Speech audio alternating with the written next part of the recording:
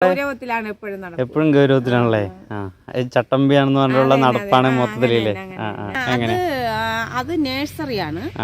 കുഞ്ഞാനകളെ വളർത്തുന്ന 4 ആനകളെ പരിപാലിക്കാനുള്ള നേഴ്സറിയാണ് ആ ഫ്രണ്ടിലുള്ളത്. അതിൽ 4 എണ്ണം ഇല്ലേ?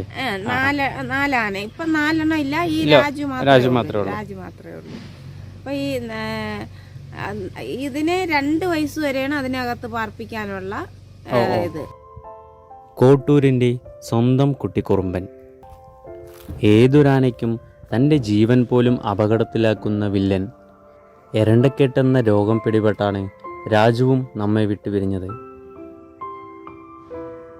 കുറച്ച് മാസങ്ങൾക്ക് മുമ്പ് രാജുവിനെ കാണാനായി ഞാൻ പാലക്കാട്ടിൽ നിന്നും തിരുവനന്തപുരത്തുള്ള എലിഫന്റ് റീഹാബിലിറ്റേഷൻ സെൻ്ററിൽ പോയിരുന്നു. അന്ന് ചിത്രീകരിച്ച വീഡിയോ ദൃശ്യങ്ങളാണിത്. രാജു എന്ന ഈ കുട്ടിക്കുറുമ്പൻ എങ്ങനെയാണ് ഇവിടെ എത്തിയതെന്നും അവൻ്റെ ശീലങ്ങളും ദുശീലങ്ങളും പ്രത്യേകതകളും അവനെ പരിപാലിക്കുന്നവർ തന്നെ പറയുന്ന ദൃശ്യങ്ങൾ നമ്മുടെ ഈ വീഡിയോയുടെ അവസാനം ചേർക്കാം.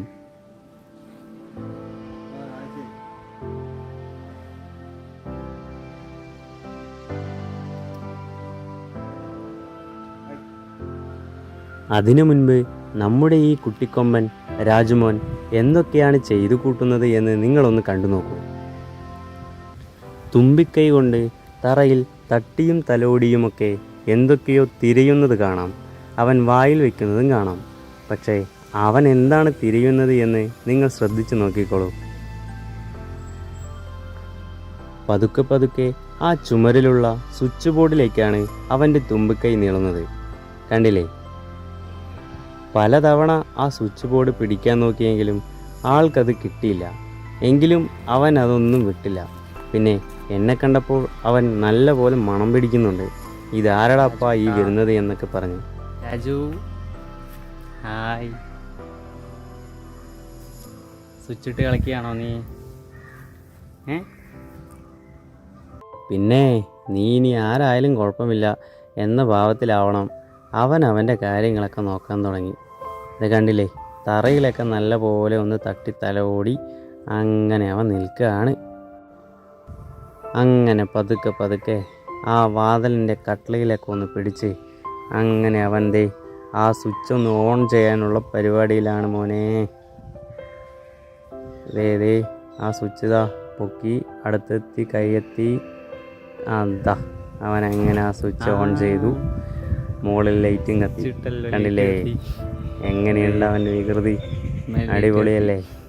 അത് ഓഫാക്കാൻ നോക്കുള്ള പരിപാടിയിലാണ്. അത് ഓഫാക്കാൻ മാത്രം അവനെ കിട്ടിയില്ല. അപ്പോൾ പിന്നെ അവൻ അതങ്ങ് വിട്ടു. ഓക്കെ, കണ്ടോ? ഇതാണ് നമ്മുടെ രാജുമോൻ. വളരെ വളരെ ശാന്തനാണ്, നല്ല സ്വഭാവക്കാരനാണ്. ഒരുപാട് ഓർമ്മകൾ സമ്മാനിച്ച ഈ കുട്ടിക്കുറുമ്പനെ പ്രണാമം. രാജു ആന ഇവിടെ മൂന്നാറിൽ നിന്നാണ് ഇവിടെ കൊണ്ടുവന്നത്. എൻ്റെ അറിവാണ് 4 മാസം പ്രായമുള്ളപ്പോൾ എന്തോ ആണ് ഇവിടെ കൊണ്ടുവന്നത്. ഇപ്പം അതിന് 3 വയസ്സായി. അപ്പം അതിൻ്റെ മൂന്നാറില് കടുവയുടെ ആക്രമണത്തിൽ എൻ്റെ അമ്മ കൊല്ലപ്പെട്ടു.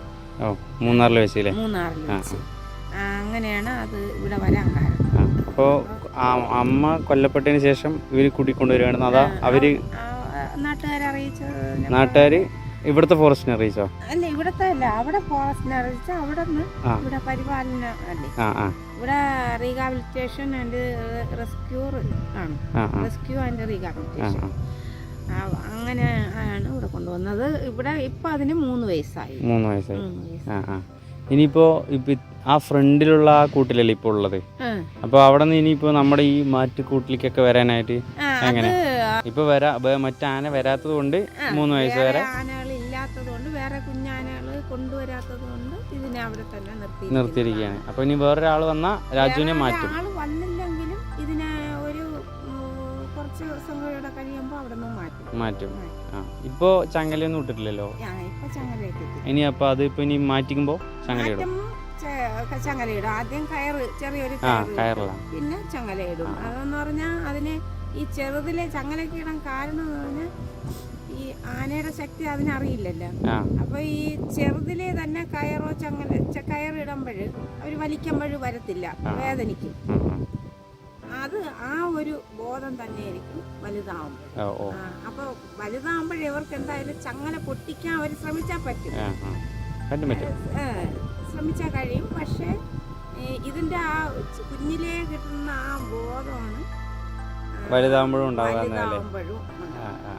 പിന്നെ ഇപ്പൊ ഒരു 3 മണി കഴിഞ്ഞ് ആനകളെ കുളിപ്പിക്കാൻ കൊണ്ടുവരില്ലേ?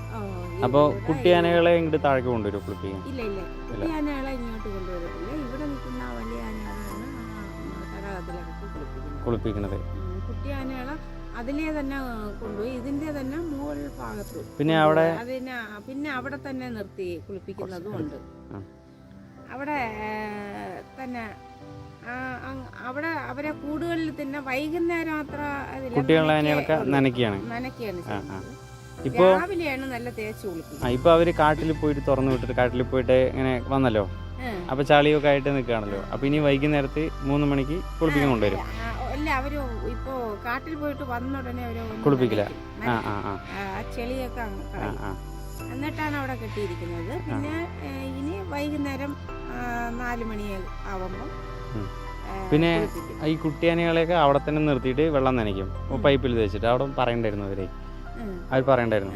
അപ്പോൾ ഈ നമ്മുടെ രാജുവിനെ മാത്രം ഇത്തിരി ദൂരേക്ക് കൊണ്ടുപോയിട്ട് ആ അരുവിന്റെ അടുത്ത് കൊണ്ടുപോയിട്ട് വെള്ളത്തിൽ ഇറക്കി കുളിപ്പിക്കുന്നു പറയണ്ടായിരുന്നു. അതെന്താ? അത് രാജുവിനെ മാത്രമല്ല, അതിനപ്പുറത്ത് നിൽക്കുന്ന പൂർണ്ണ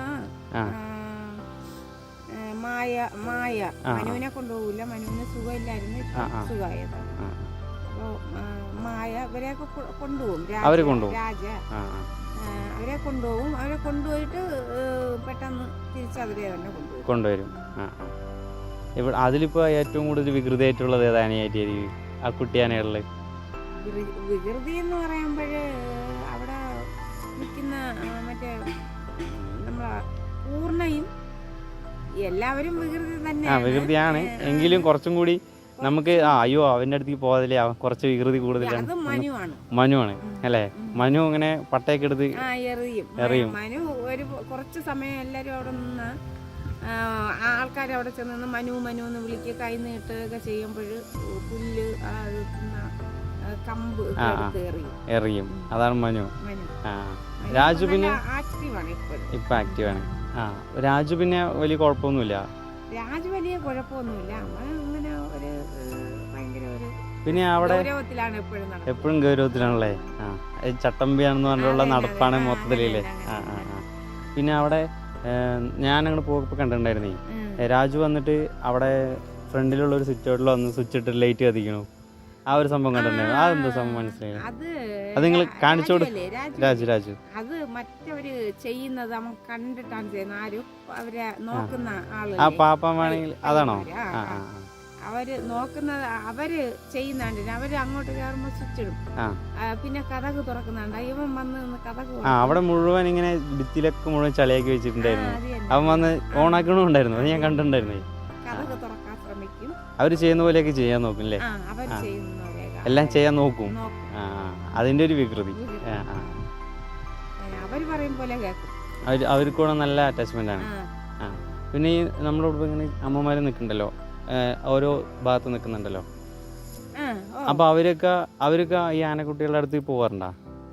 ഇല്ല, നമ്മളാരും തൊട്ട് ഒന്നും തൊടാറില്ല. ആരും ഞങ്ങളാരും തൊടാറില്ല, അങ്ങനെ തൊടാൻ പറ്റത്തില്ല. അതൊക്കെ ഈ പിന്നെ കുഞ്ഞാണെങ്കിലും വൈൽഡ് ലൈഫ് ജീവിയല്ലേ, അപ്പൊ അതിൻ്റെതായ വികൃതിയുണ്ട്. ചിലപ്പോ അവർക്ക് പേടി കൊണ്ട് നമ്മളെ അവര് മനഃപൂർവ്വം നമ്മളെ ആക്രമിക്കുന്നതല്ല, പക്ഷെ അവർക്ക് പേടി കൊണ്ട് ആക്രമിക്കുന്നത്. അത് അവരൊന്ന് കളിയാക്കി ഇങ്ങനെ തട്ടിയാലും മതി, നമ്മൾ താഴെ വീഴും. ഈ കുഞ്ഞാനെ നോക്കണ്ട, നല്ല ഭാരമുണ്ട്, ബലമുണ്ട്. പിന്നെ ചേച്ചിയുടെ പേര് പറഞ്ഞില്ല? എന്റെ പേര് സീത അല്ലേ? ഇപ്പൊ ഇവിടെ എത്ര വർഷമായിട്ട്? ഞാൻ ഇവിടെ 7 വർഷമായി. 7 വർഷമായിട്ട് ഇവിടെ അടുത്ത് തന്നെയാണ്? വീടൊക്കെ അടുത്ത് തന്നെയാണ് വീടില്ലേ? അപ്പോൾ ഇത്ര കാര്യങ്ങൾ പറഞ്ഞതിന് വളരെ സന്തോഷമുണ്ട് കേട്ടോ. Thank you.